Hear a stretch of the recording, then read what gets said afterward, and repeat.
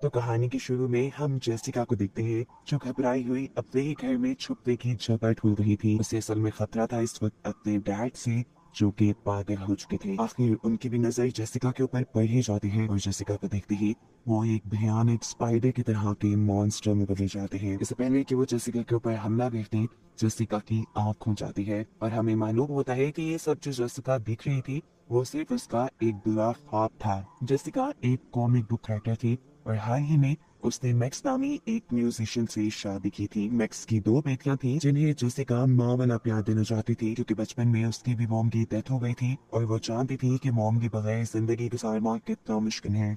हालांकि इन बच्चों की मॉम मरी नहीं थी, असल में वो पागल हो गई थी और एक मेंटल हॉस्पिटल में आजकल एडमिट थी। जेसिका के डैड जो उसके ख्वाब में आए थे वो भी पागल ही थे और इस टाइम हॉस्पिटल में ही एडमिट थे। उनके साथ ये सब कुछ जेसिका के बचपन में ही हो गया था और जेसिका आज भी उसे हॉस्पिटल में मिलने जाती थी। हालांकि वो जेसिका को पहचान भी नहीं सकते थे। जेसिका आजकल अपने इन बुरे सपनों से बहुत ज्यादा डर चुकी थी, इसलिए उसने फैसला किया कि वो अपना घर बदल लेगी। माहौल चेंज होने पे उसे लगा था कि उसकी दिमागी हालत पे कुछ सुधार आएगा, इसलिए वो मैक्स की फैमिली के साथ अपने बचपन वाले घर में शिफ्ट हो गई। यहाँ आने पर जेसिका काफी रिलैक्स फील कर रही थी। पुराने सामान में जेसिका को एक कैमरा मिलता है जिसपे उसकी बचपन की बहुत सी वीडियोस रिकॉर्ड थी, जिनको देखकर वो खुश भी हुई और हैरान भी क्योंकि जो कुछ भी वो देख रही थी उसे बिल्कुल याद नहीं था। उसे अपना बचपन याद नहीं था। तब मैक्स से कहता है तो क्या हुआ, उस टाइम तुम 5 साल की थी। इतनी उम्र के बच्चे अक्सर बातें भूल जाते हैं। जब जेसिका 5 साल की थी तो उसकी मॉम मर गई और इसी दौरान किसी वजह से उसके डैड पागल हो गए। ऐसा छोटी सी उम्र में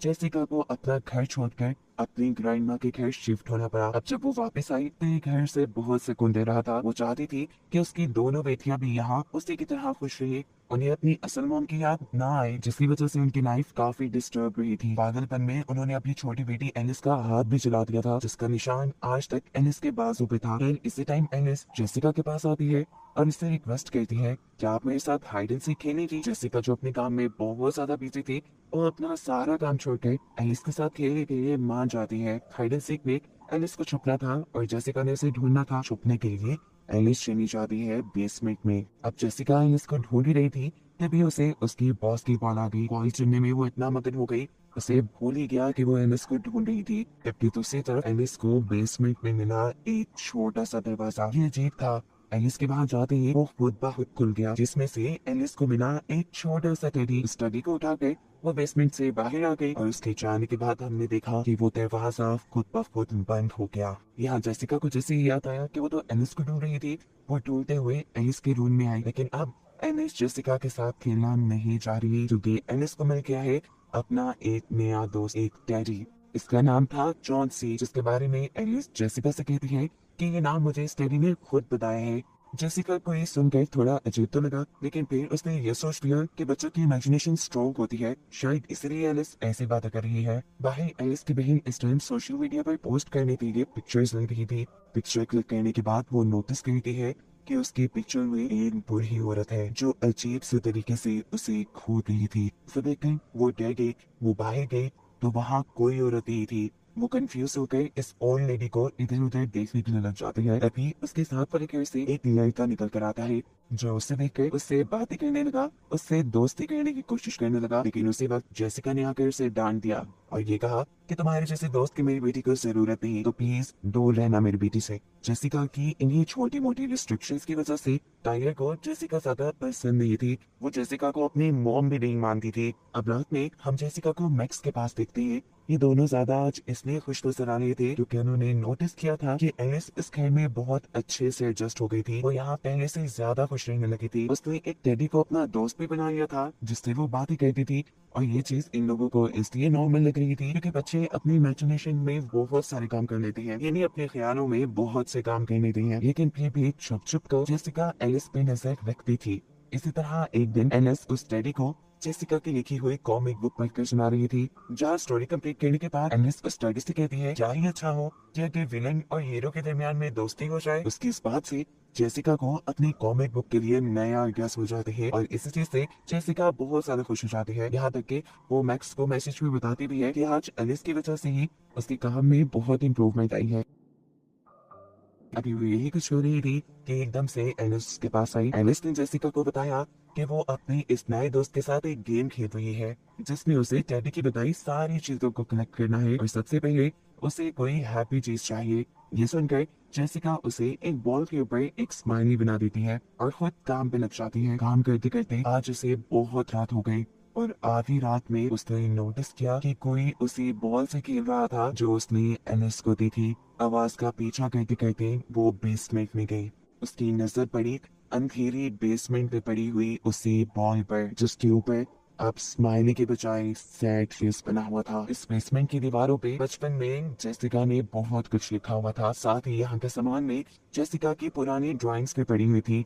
जिन ड्राइंग्स को देखते हुए जेसिका को यहाँ एक अजीब सी ड्राइंग भी मिलती है जिस पे लिखा था नेवर एवर, यानी कभी नहीं। जेसिका अब ऊपर वापिस आ गई। इसे एलिस के कमरे से आवाज आ रही थी। करीब जाकर इसने सुना कि सच में कोई एलिस से बात कर रहा था। शायद वो टेडी। इससे पहले कि वो अंदर जाकर चेक करती थी एकदम से कोई इसके ऊपर हमला कर देता है। हमला करने वाली एक औरत थी। इसके बारे में हमें पता चला कि वो एलिस और टाइलर की असली मॉम है। असल में टाइलर ने ही अपनी मॉम को इस घर का एड्रेस बनाया था और वो मेंटल हॉस्पिटल से भाग कर यहाँ आ गई थी। उन्होंने जेसिका के ऊपर जानलेवा हमला किया था। मामला काफी बिगड़ चुका था जिसकी वजह से इन्हें घर पे पुलिस को बुलाना पड़ता है। माहौल टेंशन वाला बन गया था। एलिस इस माहौल से घबराए ना, इसलिए जेसिका उससे बात करने के लिए आती है और एलिस उसे बताती है कि चौंसी ने मेरी मॉम को पहले से काफी बेइज्जत कर दिया था और आहिस्ता आहिस्ता मॉम ठीक नहीं जाती। देखो मेरे हाथ, चौंसी ने मेरे हाथ पे जख्म रुचि कर दिया है। असल में ये सब सिर्फ एलिस को ही नजर आ रहा था क्योंकि ये उसका ख्याल जो था। जेसिका उसे समझाने के लिए अब अपने ही बाजू पे वैसा सा जख्म दिखाती है और कहती है देखो हमें इन निशानों से डरना नहीं चाहिए, ये हमारी लाइफ का हिस्सा होती है और तुम जिस दोस्त की बात कर रही हो वो दोस्त इस असल दुनिया में नहीं है। फौरन एलिस जवाब देती है हाँ मैं जानती हूँ, वो मेरा इमेजिनरी यानी ख्याली दोस्त है और ऐसा ही दोस्त आपका भी था ना। ये सुनकर जेसिका को शौक लगा कि इतनी पुरानी बात इस बच्चे को कैसे पता थी। एलिस कहती है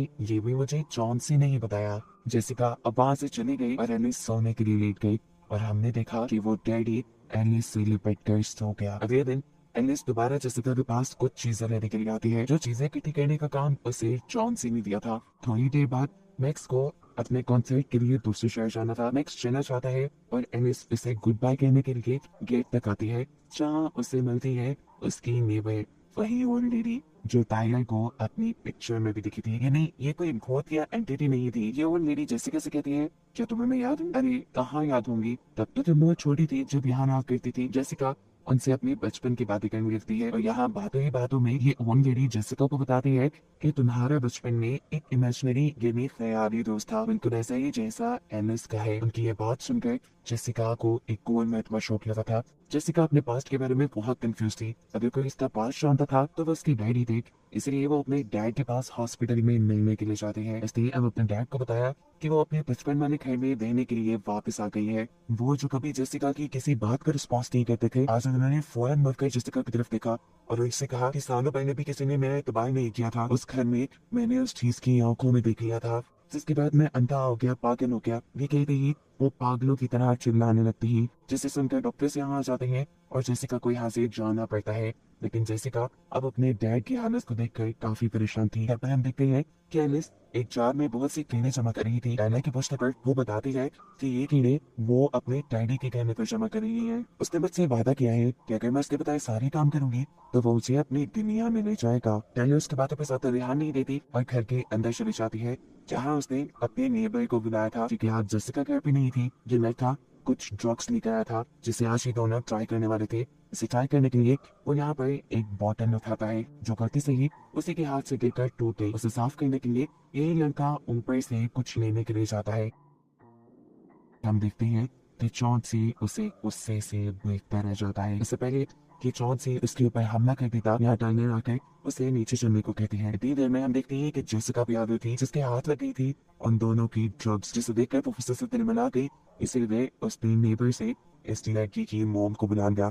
ये मामला खत्म होने के बाद जेसिका जब अपने कमरे में गई तो उसने देखा कि उसकी कॉमिक बुक की बहुत सी ड्राइंग्स को हटा दिया गया था। जेसिका को पता था कि सब एलिस ने किया होगा। वो एलिस के रूम में जाती है और उसे समझाने लगती है कि तुमने जो किया वो गलत था, लेकिन ऐसा लग रहा था कि जैसे एलिस सो रही हो। सोते सोते उसने कपबोर्ड में जेसिका ने जब चेक करने के लिए कंबल उठाया कि वो सो भी रही है या नहीं तो वो ये देखकर हैरान थी के अंदर एनिस के बजाय जॉन सी था। एनिस तो बाहर थी जो एक कील से अपने हाथ को जख्मी करने वाली थी, जिसे वक्त पर जेसिका ने देख लिया और पहचान लिया। ये काम भी इसे डैडी ने ही करने को कहा था। ये आखिरी टास्क था जिसके बाद वो डैडी की दुनिया में चली जाती। जेसिका के बचाने के बाद भी एनिस ने अपने आप को थोड़ा बहुत जख्मी कर भी लिया था और ऐसे डैडी के बताए सारी टास्क उसकी पूरी करनी होती। ये सब करने के बाद अब तो एनिस को भी जॉन सी से डर लगने लगा था। वो अजीब सी हरकतें करने लगी थी और इसकी वजह से जेसिका काफी ज्यादा परेशान हो चुकी थी।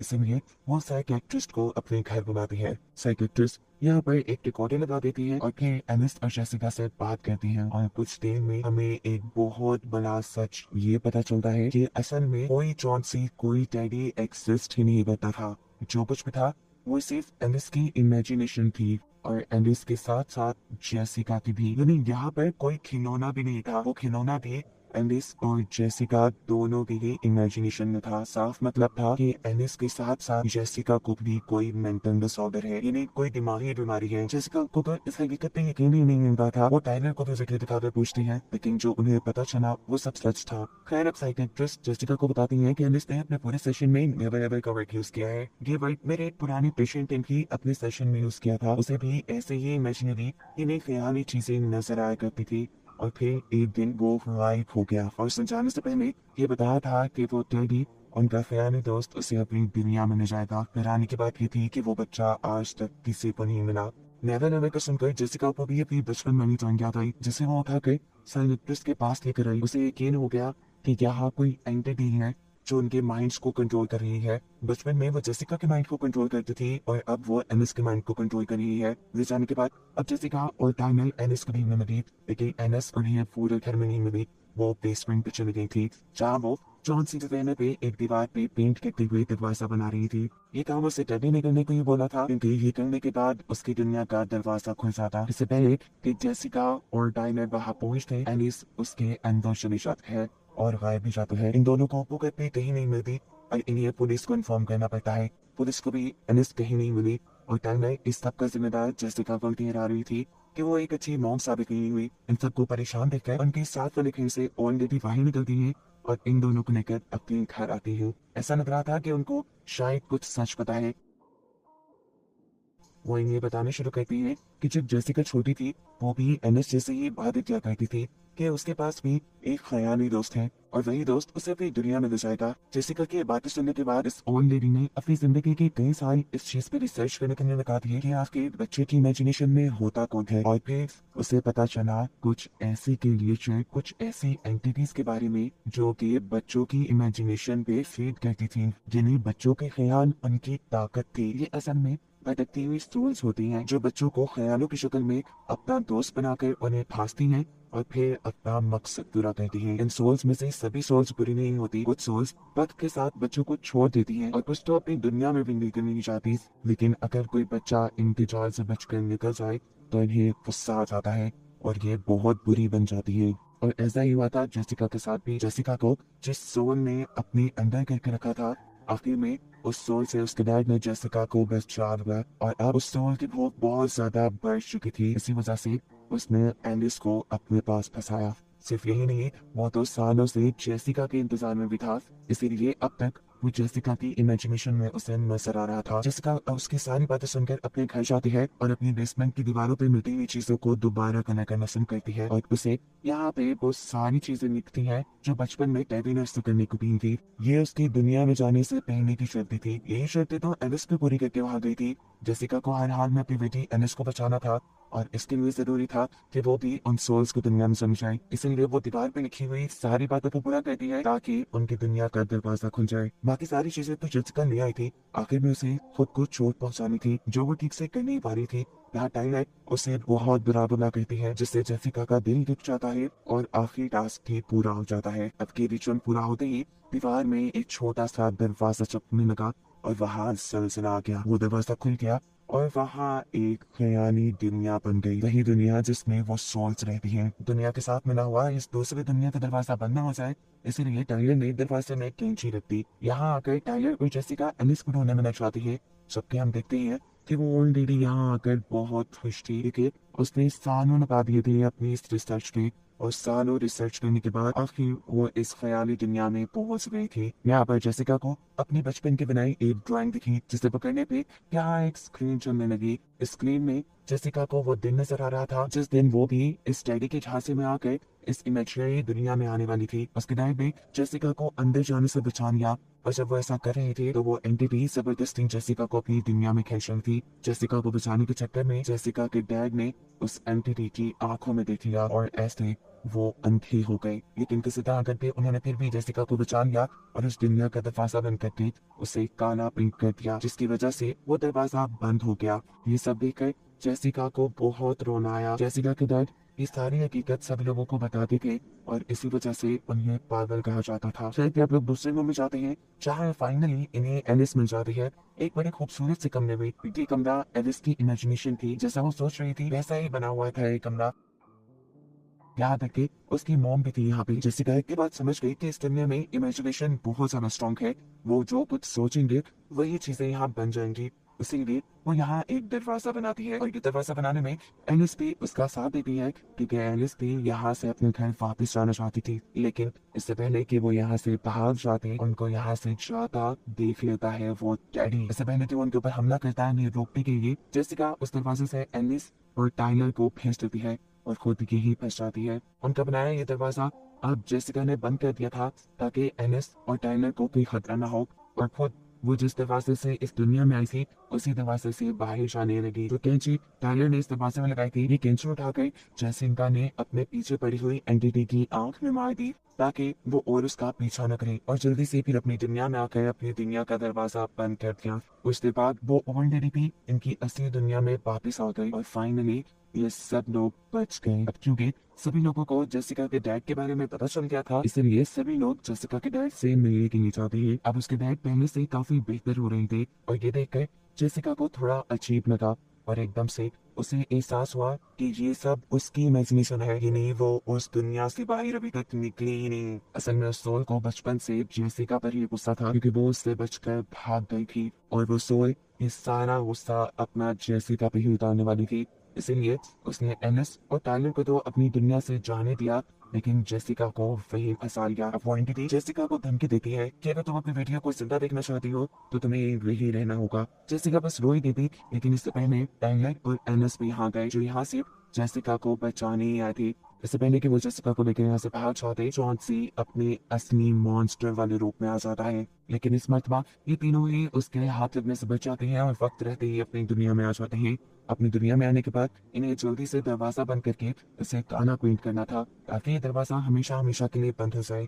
लेकिन काला पेंट उनके पास था नहीं, ये काम वो लोग कर नहीं पाते। दरवाजे के दूसरी तरफ से ही वो एंटिटी अभी भी जेसिका को कंट्रोल करने की कोशिश कर रही थी, वो उसे हिप्नोटाइज कर रही थी और इन चीजों को खत्म करने के लिए यहाँ टाइलर भी पड़े हुए तेल को उस जगह पे टिरा कर आग लगा देती है। ये तीनों जल्दी से बचकर इस घर से बाहर निकल जाते हैं। जेसिका के सामने उसका ही घर जलने लग जाता है। वो अपने घर को बचाने के लिए किसी फायर फाइटर को नहीं बुलाती, क्योंकि वो चाहती थी कि इस घर के साथ साथ वो इमेजिनरी दुनिया भी खत्म हो जाए और वो एंटिटी भी मर जाए। इनका घर अब जल गया था, रहने के लिए इनके पास कोई जगह नहीं थी, इसलिए रात में जेसिका एलिस और टाइलर को लेकर एक होटल में आ जाती है। इन्हें यही रात गुजारनी थी। ये लोग बहुत बड़ी मुसीबत से बचे थे, इसलिए ये काफी रिलैक्स थे। रात भी इनकी आराम से गुजरती है, जिसके बाद सुबह होने पर जेसिका एलिस और टाइलर को लेकर अपने पुराने वाले घर में जाने का फैसला करती है। इससे पहले कि ये लोग होटल से निकल पाते, जेसिका को दोबारा वो डैडी यानी जॉन दिखता है एक और बच्चे के हाथ में, जिसका मतलब था कि वो एंटिटी